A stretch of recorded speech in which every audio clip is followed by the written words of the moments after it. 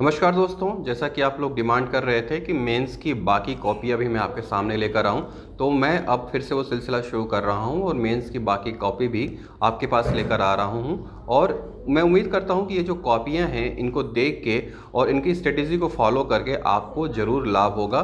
तो आप कोशिश करिए कि ये जो मैं बता रहा हूँ, उसको अपने आंसर राइटिंग में आप इनपुट करिए। उसके बाद आप देखेंगे कि आपका जो राइटिंग स्किल है, वो इन्हांस होगा और आपको अच्छे मार्क्स भी मिलेंगे।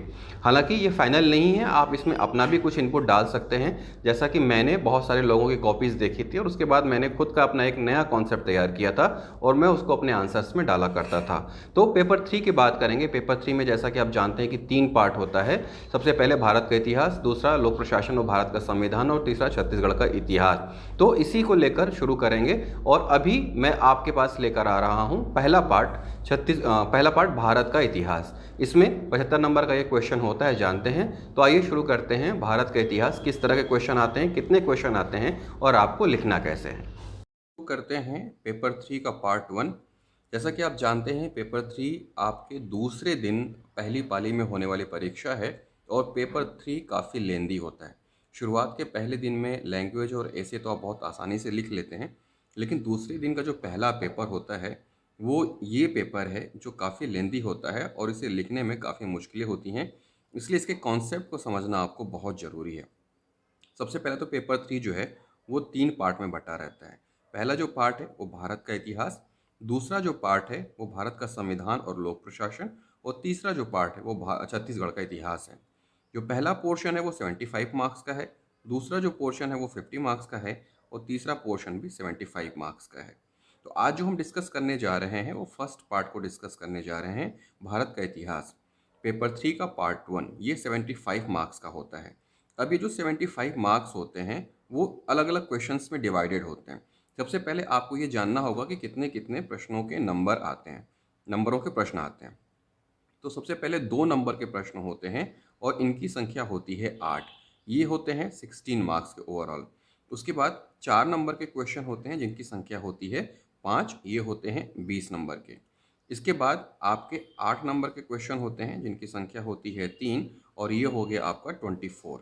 और एक बड़ा क्वेश्चन होता है 15 नंबर का, जो एक ही क्वेश्चन होता है और इसमें ऑप्शन करके आता है। 2 क्वेश्चन होते हैं, 2 में से कोई एक आपको करना होता है। तो ओवरऑल इस तरह से मिला के टोटल 75 मार्क्स के हो जाते हैं। अब हम यहाँ पे ये देखते हैं कि 2 नंबर के क्वेश्चन के लिए आपको लाइंस कितनी मिलती हैं। तो यहाँ पे अगर आप देखें, ये पहला क्वेश्चन है, सिंधु सभ्यता के प्रमुख नगर हड़प्पा का वर्णन करें। तो 1, 2, 3, 4, ये 4 लाइनें ही आपको एग्ज़ाम में मिलती हैं 2 नंबर के क्वेश्चन लिखने के लिए। इसके बाद अगला क्वेश्चन स्टार्ट हो जाता है। तो आपको जो अपना आंसर है इन 4 लाइनों में ही लिखना है। याद रखिएगा कि आपको इन 4 लाइनों से बाहर नहीं जाना है। नीचे ये जो लाइन है, इसका इस्तेमाल नहीं करना है, क्योंकि आपके मार्क्स फिर आपको नहीं मिलेंगे, कट जाएंगे। अब यहाँ पे ये देखिए कि मैंने जो अपना आंसर लिखा है वो कैसे लिखा है, और आपको भी इसी तरह का पैटर्न अपनाना है। मैं शुरुआत में पैराग्राफ में लिखता था, लेकिन मेरे मार्क्स बहुत कम आते थे। तो जब मैंने इस पैराग्राफ पोर्शन को लिखना शुरू किया, तो मुझे ये बताया गया कि पैराग्राफ पोर्शन में नहीं लिखना है, बल्कि आपको पॉइंट वाइज लिखना है, क्योंकि पॉइंट वाइज जब हम लिखेंगे तो हमें ज़्यादा से ज़्यादा जानकारी इसमें डालने का मौका मिलेगा। तो हड़प्पा का वर्णन किया है, तो मैंने इसमें 4 पॉइंट डाल दिए हैं: नगर नियोजन, सड़क, जल निकासी और पक्की ईंट। इस तरह से मैंने 4 पॉइंट्स डाल दिए हैं और मुझे 2 में 1 नंबर मिला है। ठीक है, नेक्स्ट क्वेश्चन देखते हैं। नेक्स्ट क्वेश्चन है आपका, अकबर के बाद मुगल साम्राज्य के पतन का कारण लिखिए। तो अगर इसको भी हम देखें, तो ये भी मैंने जो है पॉइंट वाइज ही लिखा है, और पॉइंट वाइज में 1 मार्क्स मुझे मिले हैं। ठीक, जैन परिषद पर टिप्पणी करें, ये भी मैंने पॉइंट वाइज लिखा है और 1 नंबर मिला है। बलबन की लौह तथा रक्त नीति के बारे में संक्षेप से प्रकाश डालिए, इसमें भी मुझे 1 नंबर मिला हुआ है। लेकिन मैंने सारे के सारे पॉइंट्स में ही डाले हैं। एक क्वेश्चन है तो मैं एटलीस्ट 4 से 5 पॉइंट्स उसमें डाल देता था। यहाँ पे भी देखिए 5 पॉइंट, और यहाँ पे भी देखिए मैंने 4 पॉइंट डाले हुए हैं। तो इससे ये एग्जामिनर को समझ में आ जाता है कि आपको क्वेश्चन की जानकारी है और आप सही से उसका आंसर दे रहे हैं। इसी तरह से मैंने कुछ कुछ एक्सपेरिमेंट भी किए थे। जब इस तरह के क्वेश्चन आते थे रैयतवाड़ी या जहाँ पे मुझे शो करना हो, तो मैं छोटा सा भारत का नक्शा बनाता था और यहाँ पे मैं ये शो कर देता था कि जिन जगहों की मैं बात कर रहा हूँ वो आखिरकार है कहाँ। इस मैप की वजह से मेरे आधे मार्क्स बढ़ गए और मुझे 1.5 नंबर मिले। यहाँ पर देखिए कर्नाटक युद्ध के महत्व पर प्रकाश डालने की बात की गई थी और मैंने एक छोटा सा मैप बना के ये शो कर दिया कि कर्नाटक है कहाँ पे, और उसके अलावा मैंने 3 अलग पॉइंट्स डाल के उसका आंसर भी लिख दिया। तो 2 नंबर के क्वेश्चन जो हैं वो आपको 4 लाइन मिलेंगे और इनकी कुल संख्या जो रहती है वो रहती है 8। ठीक है, अब आते हैं हम 4 नंबर के प्रश्न में। 4 नंबर के प्रश्न में देखेंगे आप, ये जो प्रश्न का उत्तर मैंने लिखा है ये है जैन तथा बौद्ध धर्म में अंतर कोई चार। अब यहाँ पे कोई चार पूछ दिया है तो इसको तो आपको पॉइंट में ही लिखना पड़ेगा। मैंने यहाँ पे 4 अंतर लिखे और उसके बाद मैंने कुछ एक लाइन एक्स्ट्रा ऐड कर दी क्योंकि नीचे जगह बच रही थी। अब सबसे पहले तो ये ध्यान दे लीजिए कि जो 4 नंबर के क्वेश्चन उसमें कितनी लाइन मिलेंगी आपको। 1 2 3 4 5 6 7, ये 7 लाइनें मिलेंगी आपको 4 नंबर के क्वेश्चन को सॉल्व करने के लिए। इन 7 लाइनों में आपको अपना सारा का सारा ज्ञान डाल देना है। तो जब मैंने ये 4 लाइनें लिख दी, क्योंकि कोई 4 ही अंतर पूछा था तो भी यहाँ पे जगह बचा हुआ था और मेरे पास समय भी था, तो मैंने कुछ एक एक्स्ट्रा फैक्ट उसमें ऐड कर दिया और मुझे लगता है शायद इसकी वजह से मुझे आधे नंबर मेरे बढ़ गए और 4 में 2.5 नंबर मिले, जो कि बहुत अच्छे मार्क्स कहलाते हैं। फिर नेक्स्ट देखिए, स्वराज दल की उपलब्धियों को लिखें। ये भी मैंने पॉइंट वाइज ही लिखा है 1 2 3। यहाँ पे भी मुझे 4 में 2.5 नंबर मिले हैं। और एक चीज़ और देखिएगा, मैंने जो मुख्य बातें थी उनको अंडरलाइन भी किया हुआ है। यहाँ पे मोतीलाल नेहरू की बात हुई, मैंने अंडरलाइन किया। सुषुप्त अवस्था में अंडरलाइन किया।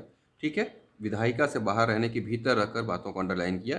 तो आपको पॉइंट वाइज डालने के साथ साथ जो मुख्य बातें हैं उनको अंडरलाइन भी करना है, ताकि जो एग्जामिनर है वो पहले से ही जान जाए कि आपको इस चीज़ की जानकारी है और आपने अलग से हाईलाइट करके उन चीज़ों को शो करने की कोशिश की है। ठीक है, अब देखिए, उत्तर वैदिक काल दशा का महत्व बताइए। तो यहाँ मैंने पॉइंट्स तो डाले ही हैं और उसके बाद उसको रेक्टेंगल शेप में घेर दिया है ताकि ये जो मेरी हेडिंग है ये अलग से ही शो हो जाए, अलग से दिखने लगे। और उसके बाद मैंने पॉइंट वाइज लिखा है। यहाँ पे मेरा ये जो राइटिंग स्ट्रक्चर है ये एग्जामिनर को पसंद आया है और यहाँ पे गुड भी दिया हुआ है और 4 में 2.5 नंबर भी मिले हुए हैं। तो इस तरह से आपको ये 4 नंबर के क्वेश्चन अटेम्प्ट करने हैं जो 7 नंबर में होंगे और 4 नंबरों के कुल प्रश्न कितने रहेंगे? 5। उसके बाद आते हैं हम 8 नंबर के प्रश्न पे। ये जो 8 नंबर का प्रश्न है ये आपके लिए बहुत ही इम्पोर्टेंट है क्योंकि इसमें आप ज़्यादा से ज़्यादा मार्क्स गेन कर सकते हैं। अब ये देखिए, 8 नंबर का क्वेश्चन है, अलाउद्दीन खिलजी के प्रशासनिक सुधारों का वर्णन कीजिए। तो मैंने पहले तो इसको 3 हिस्सों में बांट दिया है, भूमि सुधार, बाजार सुधार और सैन्य सुधार। और उसके बाद इन हेडिंग्स के अंदर फिर मैंने पॉइंट्स दिए हैं। सबसे पहले मैंने स्टार्टिंग किया है, अलाउद्दीन खिलजी के प्रशासनिक सुधारों की वजह से उसे चालाक साम्राज्यवादी भी कहते थे। खिलजी के प्रमुख प्रशासनिक सुधार निम्नलिखित हैं। भूमि सुधार, इसमें मैंने 3-4 पॉइंट डाल दिए। बाजार सुधार, इसमें मैंने 3-4 पॉइंट डाल दिए। उसके बाद सैन्य सुधार। अब देखिए, खालसा भूमि को मैंने अंडरलाइन कर दिया, खुम्स और खिराज को मैंने अंडरलाइन कर दिया। बाजार सुधार में मैंने शहलाए मंडी और दीवाने रियासत को अंडरलाइन किया और सैन्य सुधार में हुलिया प्रथा को अंडरलाइन किया। यहाँ पे 8 में 5 मार्क्स मिले हैं जो बहुत ही अच्छे मार्क्स कहे जा सकते हैं। तो इस तरह से आप अपने आंसर को बढ़िया कर सकते हैं। अब एक मैंने एक्सपेरिमेंट किया था आंसर लिखने के लिए, वो मैं आपको दिखाता हूँ और इस तरह के आंसर्स को आप अपने एग्ज़ाम में शामिल कर सकते हैं फ्लो चार्ट और डायग्राम के इस्तेमाल से। क्वेश्चन है, भारतीय इतिहास का स्वर्णकाल किसे कहते हैं और क्यों कहते हैं, और वर्णन करें इसका। तो यहाँ पे मैंने सबसे पहले कला का विकास, चूँकि जगह देखिए बहुत कम है, इतने ही पोर्शन में आपको 8 मार्क्स के आंसर देने हैं, तो इन जगह का मैंने अच्छे से यूज़ करने के लिए फ्लो चार्ट्स और डायग्राम का यूज़ किया था। लेकिन फ्लो चार्ट और डायग्राम कुछ ज़्यादा ही हो गए, इसलिए यहाँ पे देखिए कमेंट भी आया है कि शब्दावली में भी ध्यान दें। दैट मीन्स कि कुछ लिखें भी, सब फ्लो चार्ट ही नहीं बनाते और इतनी सारी जानकारी देने के बाद मुझे 8 में सिर्फ 4 नंबर मिले हैं। तो फ्लो चार्ट बनाने हैं बट एक से ज़्यादा नहीं बनाना है। यहाँ पे मैंने एक विज्ञान बना दिया, दूसरा साहित्य बना दिया, तीसरा कला का विकास बना दिया और उसके बाद स्वर्णकाल की संकल्पना। मतलब एक क्वेश्चन मैंने 4 फ्लो चार्ट बना दिए थे, तो शायद इसकी वजह से मार्क्स कुछ कम हो गए हैं। मतलब लिखना भी है आपको। तो ये देख लिया आपने 8 नंबर का क्वेश्चन। अब उसके बाद यहाँ पे देखिए एक क्वेश्चन और है, लेकिन यहाँ मैंने क्या किया है, यहाँ मैंने एक ही फ्लो चार्ट बनाया है, कमियाँ, और इसमें मुझे 5.5 नंबर मिले हैं 8 में, जो कि बहुत ही अच्छा है। अब ये भी देख लीजिए कि 8 नंबर के क्वेश्चन में लाइंस कितनी होती हैं। 1 2 3 4 5 6 7 8 9 10 11 12 13 14। तो 8 नंबर के क्वेश्चन के लिए आपके पास 14 लाइंस हैं। ये लाइन मैं आपको इसलिए बता रहा हूँ कि अगर आपके पास इस तरह की कॉपी नहीं है मेंस फॉर्मेट वाली, हालांकि मैंने उसे टेलीग्राम में डाला है, अगर आपने टेलीग्राम ज्वाइन नहीं किया है तो आप टेलीग्राम में जाके उस कॉपी का फॉर्मेट डाउनलोड करके प्रिंट आउट कर सकते हैं। लेकिन फिर भी अगर आपके पास नहीं है तो आप अपने रजिस्टर में इतने लाइन काउंट करके इस क्वेश्चन का आंसर लिखने की कोशिश कर सकते हैं।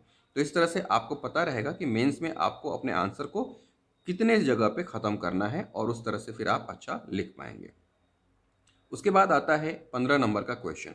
15 नंबर का क्वेश्चन जब भी आएगा वो और करके आएगा, अथवा करके आएगा, क्योंकि दो ऑप्शन में से एक आपको लिखना रहता है। ये है 15 नंबर का क्वेश्चन।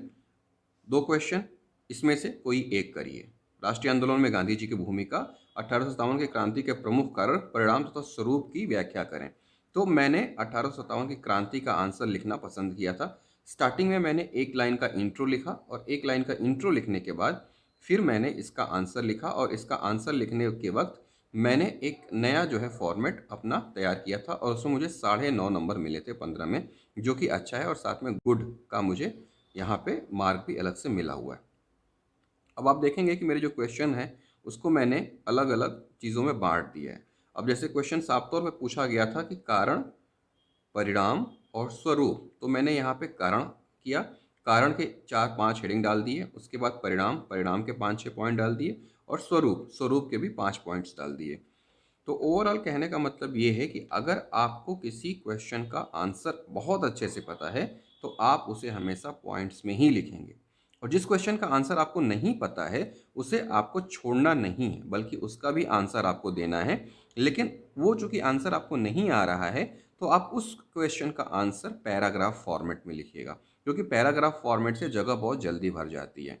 एक भी क्वेश्चन छोड़ना आपको बहुत पीछे ले जा सकता है। अगर 2 नंबर का मार्क पे क्वेश्चन है और आपको उसका आंसर नहीं आ रहा है, बट उसे पैराग्राफ फॉर्मेट में आप लिख देते हैं, तो हो सकता है कि आपको आधा नंबर मिल जाए, और ये आधा नंबर आपको आपकी मेरिट में ऊपर जाने से बहुत हेल्प करेगा। साथ ही साथ समय का प्रबंधन बहुत ज़रूरी है, क्योंकि जो थर्ड पेपर है दूसरे दिन पहले पाली में बहुत ही लेंदी है, लिखते लिखते हाथ दर्द करने लगता है, इसलिए पहले से ही आपको राइटिंग प्रैक्टिस करनी पड़ेगी, तभी आप इस पेपर को पूरी तरह से सॉल्व कर पाएंगे, नहीं तो बहुत मुश्किल होता है। तो जिन्होंने भी राइटिंग प्रैक्टिस शुरू नहीं की है वो राइटिंग प्रैक्टिस शुरू कर दीजिए, सिर्फ पढ़ने से ही काम नहीं चलेगा। और अगर आपके पास फॉर्मेट नहीं है तो आप टेलीग्राम चैनल में जाके ज्वाइन कर लीजिए। यहाँ देखिए मैंने ऊपर टेलीग्राम का वो चैनल का नाम भी लिखा हुआ है, और नीचे टेलीग्राम का लिंक भी है, वहाँ से जाके आप सीधे ज्वाइन कर सकते हैं। तो उम्मीद करता हूँ ये जो वीडियो है वो आपको पसंद आया होगा।